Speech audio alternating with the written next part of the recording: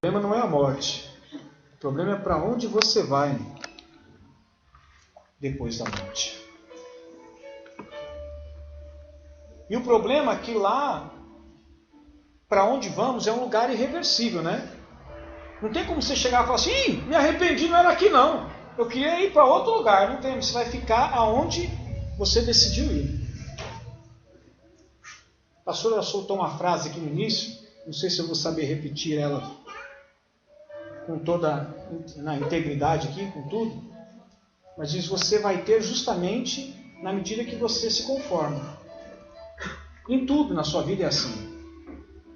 Financeiramente, emocionalmente, fisicamente e espiritualmente, você vai ter exatamente na medida que você se conforma. Se você se conformou com essa medida, seja qual for a área que você se conformou, é essa medida que você vai ter. Se está bom para você financeiramente assim, é isso que você vai ter, o resto da sua vida.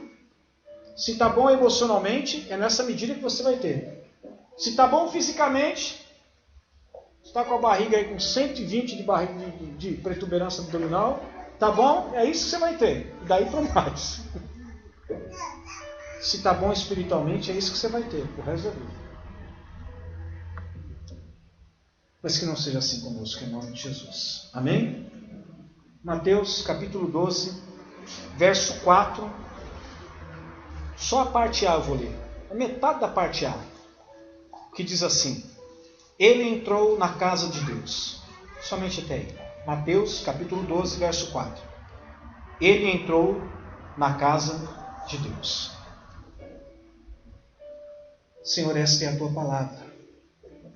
Me ajuda, Senhor. Me ajuda porque eu sei quão limitado eu sou, quanto preciso de ti, Senhor. E aqui está, Senhor, as tuas ovelhas, não são minhas, nenhuma delas são minhas. Todas elas são do Senhor. O Senhor diz para o apóstolo Pedro, o Senhor me ama? Você me ama, Pedro? Então cuida das minhas ovelhas. Aqui estão as tuas ovelhas, Pai.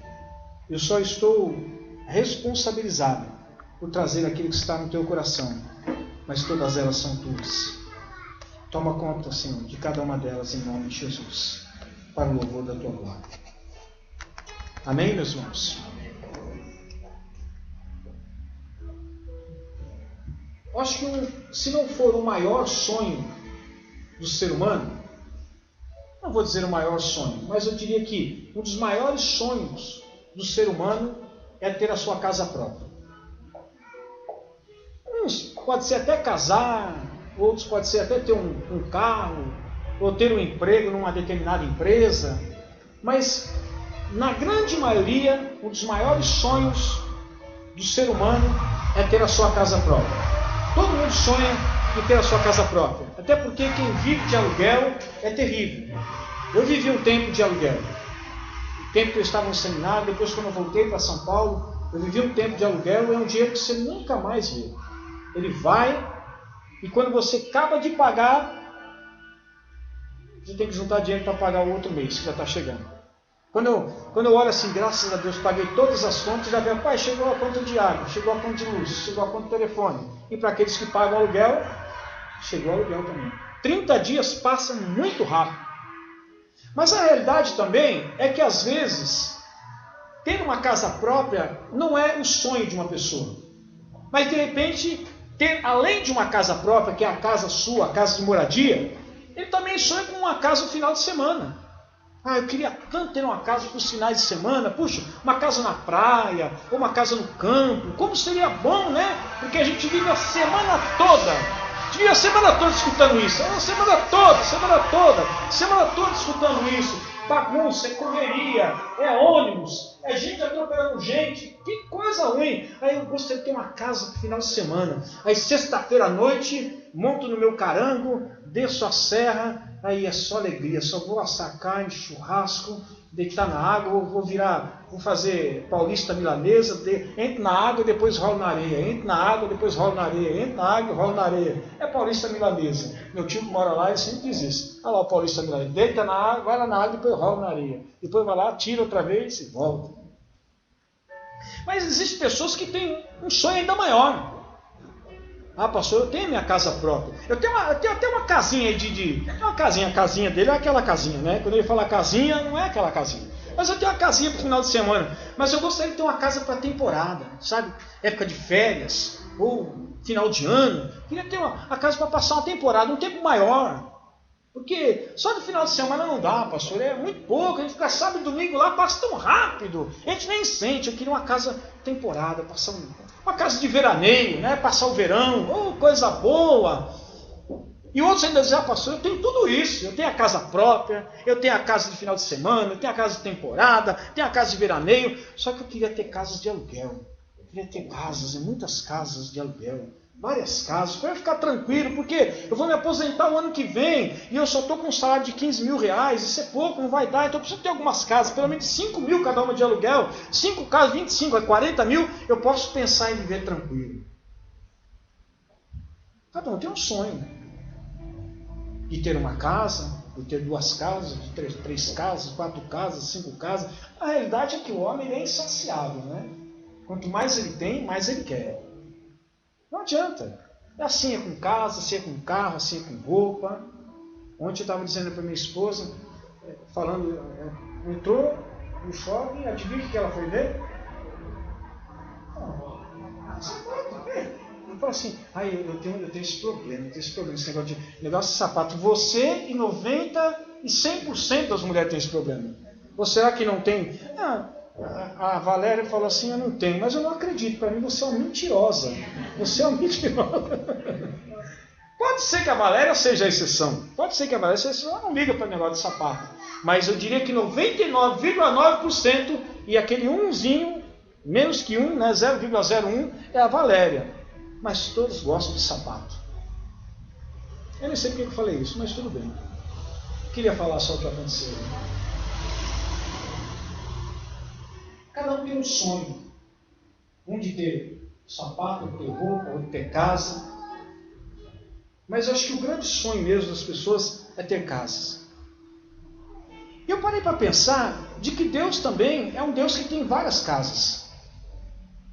Deus não tem só uma casa. E talvez você diga assim, pai, pastor, por exemplo, aqui é a casa de Deus. Aqui não é a casa de Deus. Aqui não é a casa de Deus.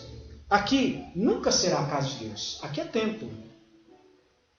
A gente se refere à igreja como a casa de Deus, mas Deus deixou bem claro, eu não habito em casas feitas por mãos humanas. Ele diz, eu não habito nesse lugar. Não adianta você criar uma mega... Por exemplo, quando Salomão criou o templo de Salomão, dizer que Deus ia habitar naquele lugar, Deus ia ficar morando. Não. Ele não habita em lugar assim.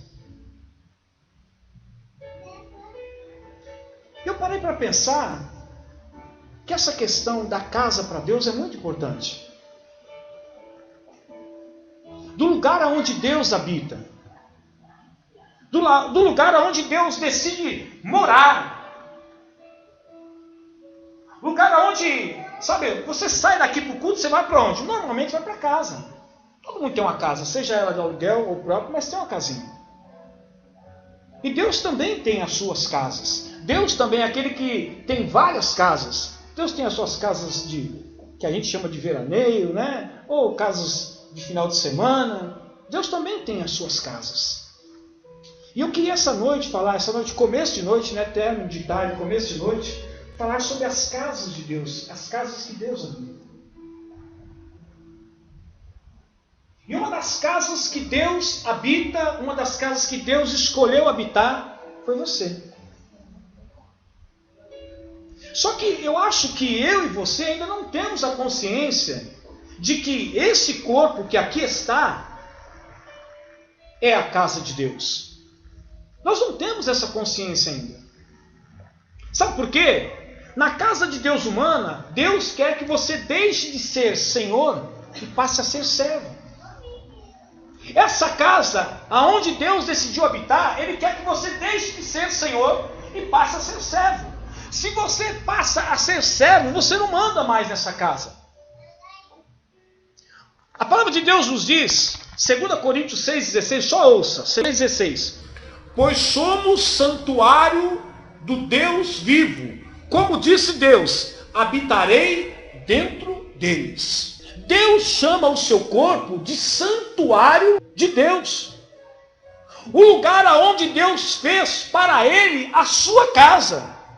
O lugar aonde Deus decidiu habitar permanentemente através da pessoa do Espírito Santo. Logo eu entendo então que esse corpo que aqui está e que Deus chama ele de santuário dele, não é meu. E se é santuário de Deus, eu não posso ser senhor do meu corpo. Eu tenho que ser servo daquele que é senhor desta casa, que é Deus. Mas eu vejo que a minha preocupação, a nossa preocupação, é em cuidar desse santuário muito mais por nós mesmos do que cuidar desse santuário por aquele que nele habita. Eu acho que grande parte daquilo que nós fazemos por esse santuário, nós fazemos por nós mesmos, e não por aquele que nele habita. Ora, agora se Deus disse que nós nos transformamos na casa dele, se a casa é dele, a casa não é nossa. E se a casa não é nossa, nós não somos mais dono. E se não somos mais dono, não somos senhores. Se não somos senhores, somos servos. Mas eu acho que ainda falta essa consciência para nós. De que quando Deus diz, somos santuário dele, a casa é dele, o lugar é dele, pertence a ele, ele habita aqui. Mas parece que nós vivemos como senhores desse santuário e não como servos desse santuário. Fazemos desse santuário aquilo que achamos melhor para nós mesmos. Não estou aqui fazendo uma crítica, até porque eu sou a favor de exercício físico, embora a Bíblia diz que o exercício físico é pouco proveitoso, mas eu disse que não é nada proveitoso, né, filha? Não é nada não, mas é pouco. Mas será que o exercício físico que eu, você, nós fazemos justamente porque nós queremos cuidar daquilo que é de Deus? Ou será que nós fazemos porque nós queremos cuidar daquilo que ainda nós achamos que é nosso? E a boa aparência que nós queremos manter desse santuário, se é que o vemos como santuário, será que nós cuidamos dessa aparência justamente para que essa aparência venha glorificar aquele que nele habita? Ou será que nós cuidamos dessa aparência para glorificar nós mesmos? Será que o corte de cabelo que eu faço, para aqueles que têm, obviamente, eu faço porque eu estou cuidando do santuário de Deus ou estou cuidando da minha própria aparência? Será que o exercício físico que eu faço para manter esse santuário legal e bom e apresentável para aquele que nele habita ou por mim mesmo? Será que a roupa que eu visto porque eu quero pintar esse santuário para aquele que nele habita ou por mim mesmo?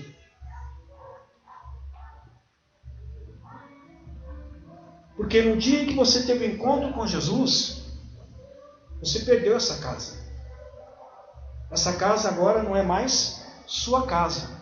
Passou a ser a casa de Deus. Será que o corte de cabelo que fazemos porque queremos adornar a casa de Deus? Esse santuário de Deus, que é uma das casas de Deus? Ou porque a gente quer mudar o penteado para ser diferente? Não precisa responder, eu respondo por você. Eu só não faço um penteado diferente porque eu não tenho. Eu não tenho o que fazer. Eu vou querer cortar que nem o Vitor? Se eu cortar do lado, me sobra o quê? O que me sobra se eu cortar do lado? Não me sobra nada. Se eu cortar moicano, o que vai me sobrar? Pode ser que sobe uma tira aqui, ó. Só. Mais nada. O apóstolo Paulo foi muito feliz quando ele disse isso. Mas ao mesmo tempo, ele acabou nos provocando. E vou trocar a palavra provocando, ele acabou nos incomodando quando ele disse isso em Gálatas 2:20, ele diz assim: assim já não sou eu quem vive, mas Cristo vive em mim. E aonde? Quem sou eu? Ou pelo menos quem é parte desse eu? Esse corpo. Ele está dizendo, nesse corpo não vive mais o eu. Mas nesse corpo vive aquele que deu a vida por mim.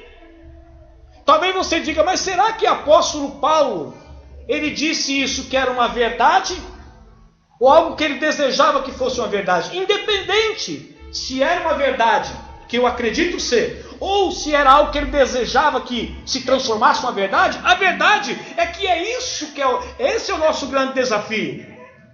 Que nós tomemos a consciência de que esse corpo não deve ser adornado por nós mesmos, mas deve ser adornado para aquele que nele habita. E nem por aquele que nele habita, mas para aquele que nele habita, que é Cristo.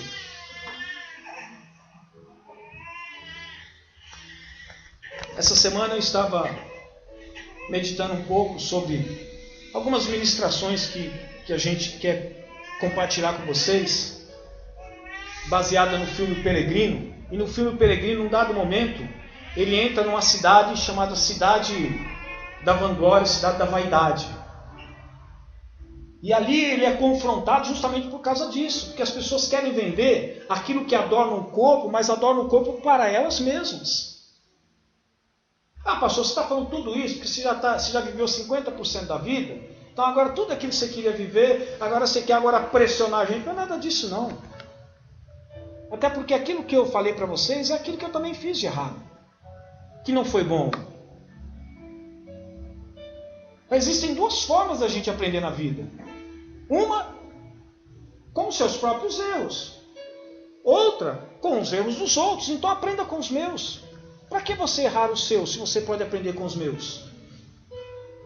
Para que fazer aquilo que você está fazendo, tendo em vista que o pastor Mauro disse que aquilo que você está fazendo é aquilo que ele fez e que não valeu de nada aquilo que ele fez? Deixe de fazer.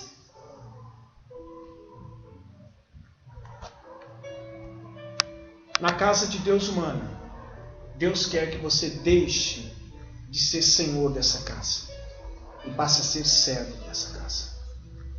Porque a casa não é mais sua, a casa é de Deus.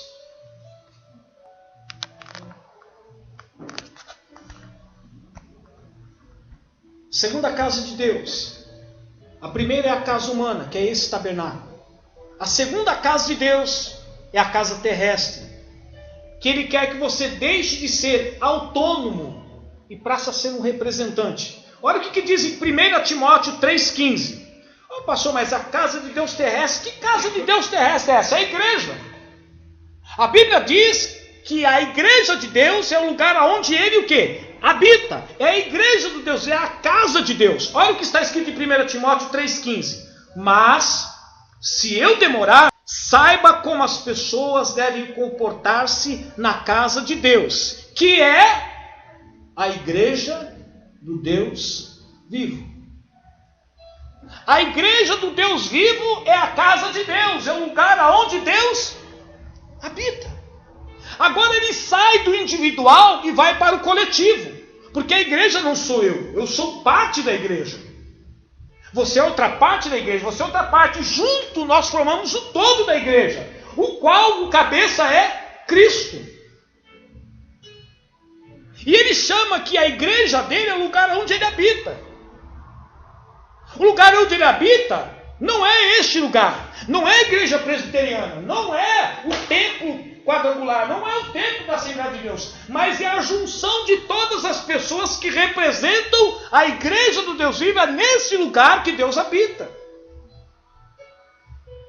E nesse lugar que Deus habita, Deus quer convidar você para que você deixe de ser autônomo, ou seja, trabalhe individualmente, mas passe a ser um representante dele.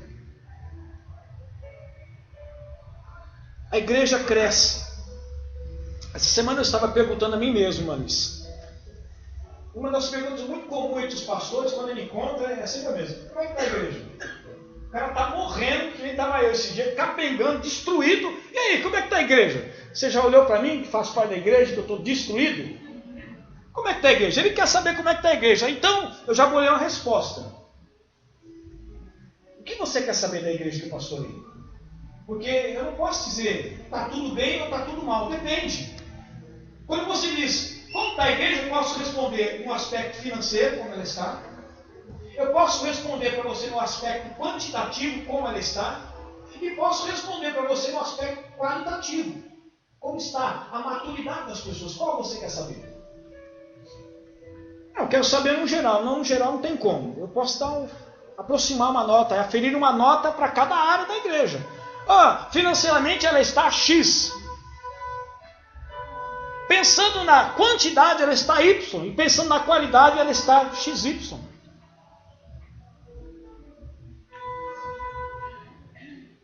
A igreja ela só pode crescer em todas essas áreas, seja na área qualitativa, quantitativa, ou no aspecto financeiro, quando as pessoas entendem que elas são embaixadores, representantes de Deus e não trabalham autônomas.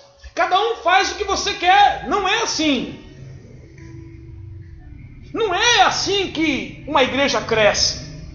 Não é assim que uma igreja funciona. Como autônomos. Eu estou fazendo a minha parte, aquilo que Deus tem falado para mim. Não.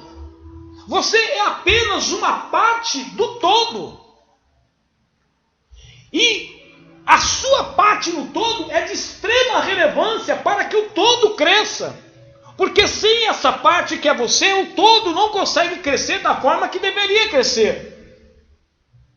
Então a sua parte faz e faz muita falta. Bem como faz a parte do irmão A, do irmão B, do irmão C. E não pense que só a sua parte vai fazer com que o corpo cresça, porque ele precisa de todas as outras partes para também crescer. Imagina uma pessoa que nasce e começa a crescer e cresce só a cabeça. Ele tem 30 anos, com mãozinha de criança, com braço de criança e com cabeção. Ou cresce só as pernas e o resto continua do mesmo jeito. Ou cresce só o braço, ou continua desse. Vocês estão olhando para quem aí? Vocês parem com isso, hein? Vocês parem com isso. Se tivesse um irmão, todo mundo chama o irmão Santiago, né? Porque tem uma mão bem grande, o irmão mãozão, parece que só a mão dele cresceu, né? Esse tamanho, gigante. Não é apenas uma parte que tem que crescer, toda parte tem que crescer. O trabalho autônomo não funciona.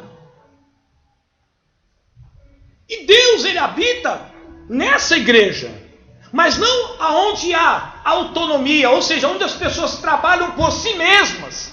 Mas Deus habita na igreja aonde todos entendem que eles são representantes, embaixadores de Deus. Todo corpo representa o cabeça do corpo. Quando a gente fala a respeito do PEC, a insistência do PEC para evangelizar, é porque não adianta eu fazer isso. Não adianta a pastora fazer isso se você não fizer isso. A igreja vai crescer, mas vai crescer na medida que eu estou fazendo a minha parte. Mas a igreja pode crescer na medida que cada um realiza o quê? A sua parte. Olha o que diz em 2 Coríntios 5:20. Portanto, somos embaixadores de Cristo, como se Deus estivesse fazendo o seu apelo por nosso intermédio. E a mesma palavra diz que quando se junta as juntas e medulas, cada um realizando a sua parte, o corpo então cresce e é edificado. Mas cada um a sua parte. E veja que é nessa igreja que Deus habita.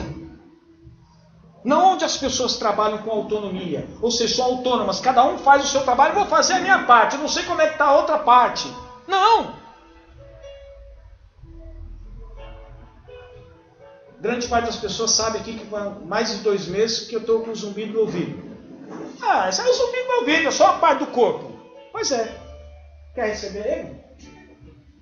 Você vai ver a diferença na hora de você dormir. Se é só o ouvido.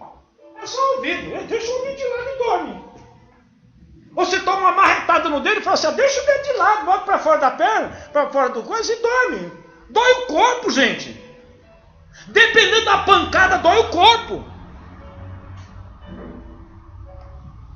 Vi uma brincadeira hoje à tarde na televisão, um dando tapa na cara do outro. Bem, bem, bem. Um cara veio dando mais. Aí o rapaz, vai, agora é sua vez. O cara veio, mas deu um tapa. Mas deu um tapa. Eu não sei se foi um tapa ou um coice que ele deu no rapaz. O cara desmaiou. Pof! E pegou assim, ó, na orelha, eu acho que estourou. O que foi? Caiu, o cara caiu desmaiado. Aí você fala, pô, o cara tomou um tapa na orelha e o corpo todo caiu, porque o corpo todo sente. O corpo sente.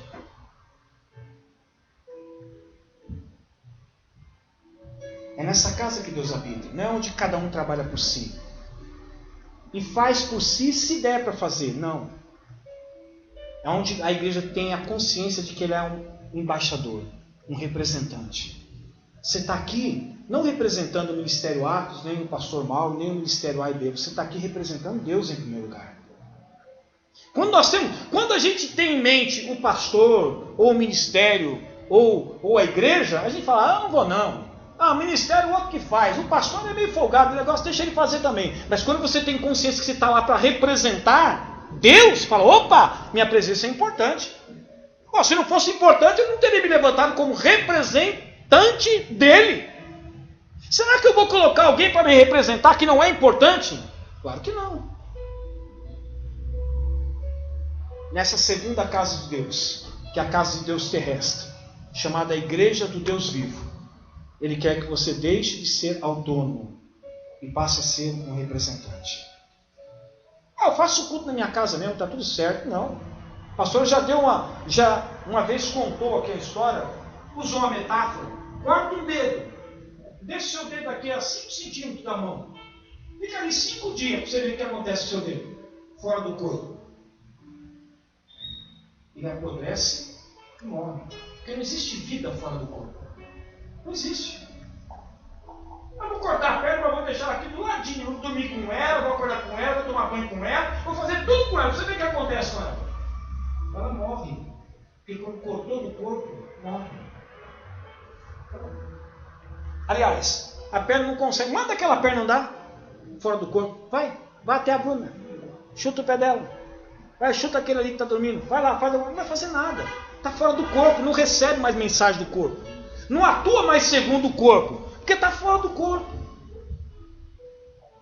A segunda casa de Deus é a casa terrestre. A primeira é a casa humana, que é você. Ele diz que você é santuário dele, você é casa dele, não é mais sua. Segunda é a casa terrestre, que é a igreja do Deus vivo. Não é templo, mas somos todos nós juntos. Precisamos deixar de ser autônomos e ser o quê? Todos nós somos representantes, embaixadores de Deus. Terceira casa é a casa celeste. Nessa casa celeste Ele quer que você deixe de viver distante e passe a viver perto. Jesus disse em João 14,3, disse assim: e se eu for e lhes preparar lugar, voltarei e os levarei para mim, para que vocês estejam onde eu estiver. Jesus não está dizendo mais desse tempo de vida aqui na terra. Ele está dizendo do momento em que Ele vai voltar para buscar a sua igreja, ou para buscar você, e que no lugar para onde Ele foi, existem moradas preparadas, que foi preparada, e que Ele quer levar você para lá. Ele não quer que você, embora seja dele, Ele não quer que você viva eternamente aqui. Ele quer que você viva ao lado dele. Ele não quer que exista mais distância entre você e Ele. Pastor, mas você está falando da distância física, geográfica? Não só. Obviamente, existe a distância geográfica. Ele fala, Deus está aqui. Deus está aqui através da pessoa do Espírito Santo, mas Deus não está aqui. Pai nosso que estás aonde? No céu. Fisicamente Ele está onde? No céu. Ele se faz presente aqui através da pessoa do Espírito Santo, como Ele se fez presente aqui através da pessoa de Jesus, quando Jesus esteve aqui. Mas o Pai nosso está no céu. E é para aquele lugar aonde Ele está, aonde o Filho está, que Ele quer nos levar. Para que não haja mais essa distância geográfica, nada entre nós.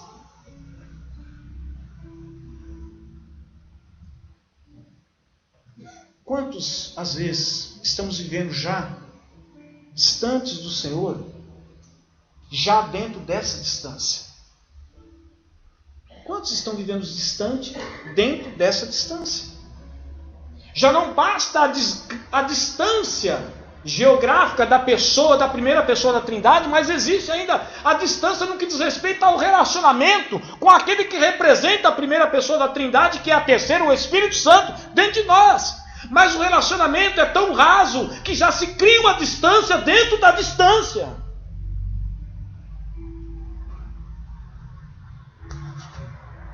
Essa é a terceira casa de Deus, a celeste. É para esse lugar que Ele quer te levar, para que não haja mais distância.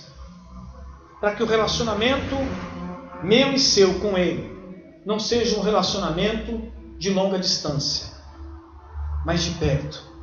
Que seja um relacionamento de, pastor, mas tem um Espírito Santo aqui. Pois é. Mas a Bíblia diz assim, não entristeçais, não extingais o Espírito Santo. Quando a Bíblia diz isso, é porque existe uma possibilidade de você entristecer e extinguir o Espírito. E você aumentar a distância da distância.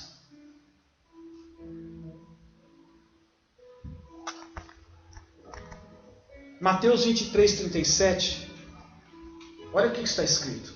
Quantas vezes eu quis reunir os seus filhos, como a galinha reúne os seus pintinhos debaixo de suas asas, mas vocês não quiseram.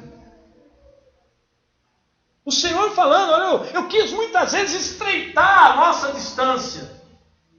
Eu quis trazer vocês para perto.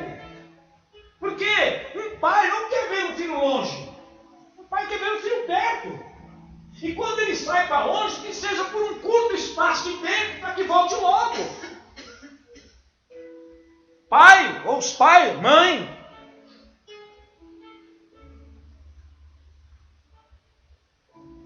E Deus diz assim, eu tenho uma terceira casa.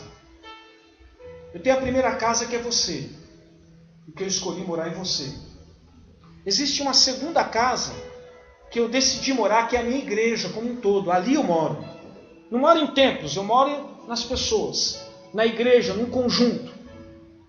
Mas existe a terceira casa, que é aquela que eu já preparei para vocês, para que a gente não viva mais distante um do outro, mas para que a gente viva perto.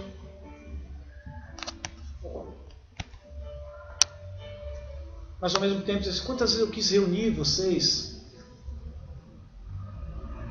É muito difícil tocar nesse assunto que eu vou tocar agora aqui. Pastor, mas todos nós que somos salvos, não vamos para essa casa celeste para passar a eternidade? Vamos. De certa forma. A Bíblia diz o quê? Que aquele que perseverar até o fim. Guarda o que tem, para que ninguém tome a sua coroa. Deus está ansioso para que você venha conhecer essa terceira casa que você ainda não conhece, que eu não conheço. Você conhece a primeira, que é você mesmo. Você conhece a segunda, que é a igreja do Deus vivo. Mas Ele está ansioso para que você conheça a terceira, que é aquela que Ele preparou individualmente para cada um de nós. Mas que isso não depende dele para você conhecer. Que o que dependia dele, Ele já fez. Ele enviou o seu Filho para morrer na cruz do Calvário, para Ele ser o seu substituto completo. Para que pela graça você entenda que você foi salvo, não vem pelas obras para que ninguém se glorie. O que Ele tinha que fazer, Ele fez. Agora cabe a cada um de nós perseverarmos até o fim. Porque senão você vai viver uma vida conhecendo apenas duas casinhas de Deus. Você e a igreja. Mas o alvo de Deus é que você conheça todas as outras casas que Ele tem, além de você e da igreja, que é essa casa celeste, e que Ele tem preparado para você, e Ele quer que você vá para lá, mas é necessário que você persevere até o fim. Pastor, eu creio de uma forma diferente, uma vez salvo, sempre salvo. Pois é, mas não é a sua crença que vai fazer a diferença, é a verdade. É a verdade que vai fazer a diferença. Quantas pessoas creem em alguma coisa e vivem segundo aquilo que creem? Mas se aquilo que elas creem não for a verdade absoluta, de nada vai lhes valer. Porque ninguém cria verdades, embora possa até criar, mas criam verdades que passam a ser verdades absolutas. Não! A verdade absoluta é a palavra de Deus. E que tudo aquilo que se harmoniza com a palavra de Deus, tudo bem. Mas o que não se harmoniza, tudo mal.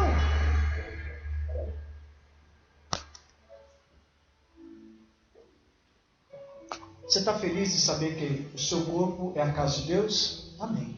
Eu estou. Você está feliz que Deus habita nesse corpo? Amém. Você está feliz que Deus habita também numa outra casa terrestre, que é a igreja dele? Pois é, da qual você faz parte e está feliz, eu também sou. Mas Deus está te convidando para que você venha conhecer a terceira casa dele.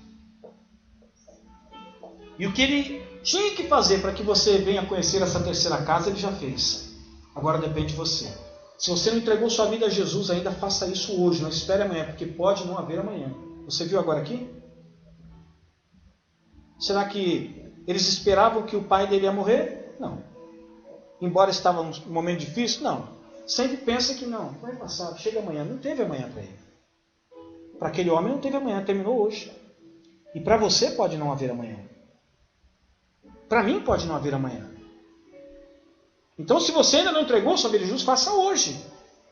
Porque senão, você não conheceu nem a casa de Deus humana, não conheceu a casa de Deus terrestre, que é a igreja, porque você nunca fez parte, e nem vai conhecer a casa de Deus celeste, que é aquela que Ele preparou para você, para aqueles que entregaram sua vida a Jesus. Eu quero terminar falando sobre a quarta casa de Deus. A quarta casa de Deus é a casa vindoura.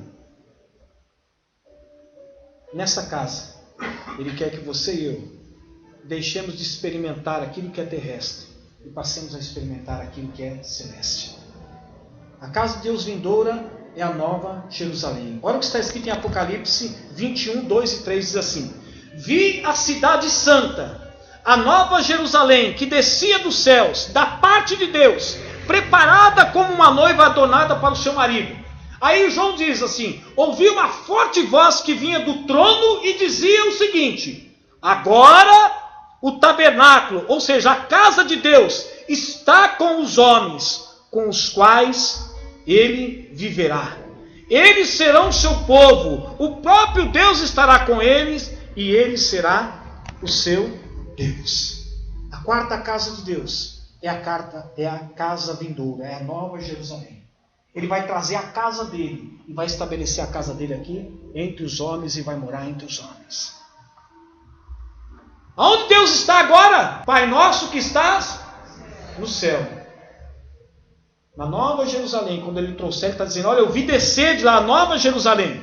E uma forte voz que dizia: agora a casa de Deus está com os homens.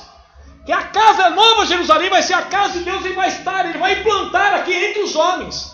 E essa casa que Ele quer que você também venha conhecer. 1 Coríntios 2,9. E eu termino dizendo: pastor, mas como é que é isso? Eu não sei. Até porque até a Bíblia diz que não sabe. Diz assim, 1 Coríntios 2,9: olho nenhum viu, ouvido nenhum ouviu, mente nenhuma imaginou o que Deus preparou para aqueles que o amam. E a nova Jerusalém é uma das coisas que Deus tem preparado para aqueles que o amam. É o tabernáculo de Deus aqui na terra. Deus tira a casa dele lá e traz aqui na terra e implanta aqui. E Ele quer que você conheça essa casa. E não tente imaginar como essa casa, porque a Bíblia diz: olho nenhum viu, ouvido jamais ouviu, nem mente alguma imaginou como deve ser esse lugar. Por mais que você tente desenhar com as poucas informações que a Bíblia diz sobre as ruas de ouro, de cristal, você nunca vai conseguir chegar perto de como vai ser essa casa de Deus, a nova Jerusalém. Mas tudo começa, sabe aonde, meu irmão, minha irmã? E se você ainda não é irmão ou irmã, tudo começa com a casa de Deus humana. Tudo começa com Deus habitando em você, Deus habitando na igreja, Deus levando você para habitar no céu, e depois Deus trazendo a casa do céu para vir habitar conosco. Mas tudo tem que começar com você. Tudo tem que começar com uma decisão sua, de permitir que esse corpo se transforme no tabernáculo de Deus, no santuário de Deus, lugar onde Deus vai habitar. Para depois, juntamente, você fazer parte de um grande tabernáculo que é a igreja do Deus vivo, que é a segunda casa dele. Para que Ele possa te levar para a terceira casa dele, que é aquela que Ele está preparando, que Ele já preparou. Para que depois Ele possa trazer aquilo que é a própria casa dele, trazer aqui entre os homens e more aqui entre os homens. Mas volto a dizer, mais uma vez, tudo começa com uma decisão sua, de permitir que você seja a casa de Deus. Diante disso, eu quero te perguntar algumas coisas. Vou convidar já a equipe de louvor, se já tem uma música. Como está a casa de Deus humana? Você é senhor ou é servo? Porque quando Ele fez do seu corpo a casa dele, Ele te convidou para você deixar de ser o senhor e te convidou a passar a ser servo, porque agora a casa é dele. Eu te pergunto, como está a casa de Deus humana? Você ainda é senhor ou você é servo? Como está a casa de Deus terrestre, que é a igreja? Você trabalha independente ou você já se conscientizou que você é um representante, um embaixador dele? Eu faço a minha parte e o importante é que eu faça a minha parte. Não. É tudo junto. É todo mundo trabalhando junto. Distância, mesmo longe, mesmo cortado, morre. Morre. Não é isso que Deus quer. Deus quer que você seja um representante dele. Mas como está a casa de Deus terrestre? Você está vivendo nessa igreja? Você está participando dessa igreja? E quando eu digo isso, não é ministério Acos. Eu estou dizendo se você é um membro ativo no corpo de Cristo. Independente de ser ministério Acos, é no corpo. Ele quer que você não fique, eu faço a minha oração, faço a minha leitura bíblica, faço o meu jejum, e daqui eu expulso meus demônios e está tudo certo. Não é isso não. Não tem trabalho independente, é junto. É junto. Se não está junto, está separado. Se está separado, está morto. Como está a sua relação com Deus? De perto ou de longe? Ele tem preparado uma morada para que ele diga assim: eu quero que vocês estejam aonde eu estou. Porque tanto a primeira quanto a segunda pessoa da Trindade está no céu. A terceira pessoa da Trindade está aqui, que é o Espírito Santo. Mas é um tempo que estamos aqui. Ele quer pegar todos nós aqui e levar para lá. Porque Ele quer que aonde Ele estiver, nós estejamos também. Bem como quando Ele pegar a Nova Jerusalém e trazer para cá, Ele vai fazer da casa dele aqui, Ele quer que todo mundo esteja aqui também, pertinho. Não é difícil de entender, pai quer perto, filho perto, é assim que Deus quer. Mas como é que está a sua relação com Deus? De perto ou de longe? Está longe, já não basta a distância que existe. Vamos encurtar essa distância, gente. Vamos encurtar essa distância.